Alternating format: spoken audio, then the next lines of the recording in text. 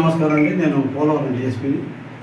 నిన్న సాయంత్రం రాత్రి సుమారు 9-9:30 గంటల సమయంలో మన పోలవరం ఎమ్మెల్యే చెరి బాలరాజు గారి కారుపై రాళ్ళతో దాడి జరిగిందని మన స్క్రోలింగ్లు అన్ని విషయాలు వచ్చింది.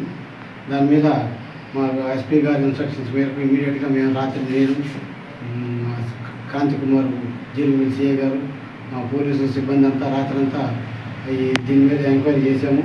అట్లాగే కొన్ని బృందాలుగా వెళ్ళిపోయి టీం వర్క్ చేసాము, అన్ని చోట్ల తిరిగాము.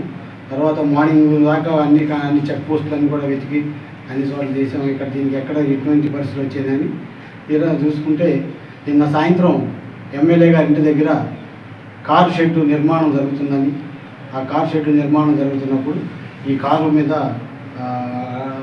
పోల్ ఒకటి పడి వెనకాల అద్దం కొంచెం పగిలిందని, దాని మీద రాత్రి సుమారు మన ఎమ్మెల్యే గారు పర్యటన ముగించుకొని వచ్చిన తర్వాత వచ్చిన కారు వేరు, ఆ కారు పార్కింగ్ చేసి ఎమ్మెల్యే గారు ఇంట్లోకి వెళ్ళారు.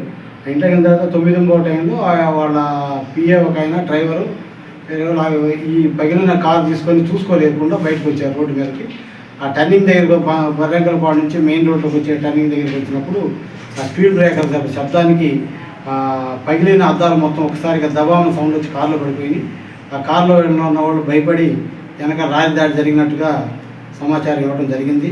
అక్కడ కారు పగిలినట్టు కానీ వాళ్ళకి తెలియదు. ఇక్కడికి వచ్చిన తర్వాత ఎలా పగిలిందో వీళ్ళకి తెలియక ఈ కన్ఫ్యూజన్ వల్ల కొంచెం సమాచారంలో ఇట్లా జరిగింది. అంతేగాని ఎమ్మెల్యే గారి మీద కారు మీద దాడి అగంతకులు కానీ ఎవరు కానీ దాడి జరిగిన సంఘటనలు లేవు.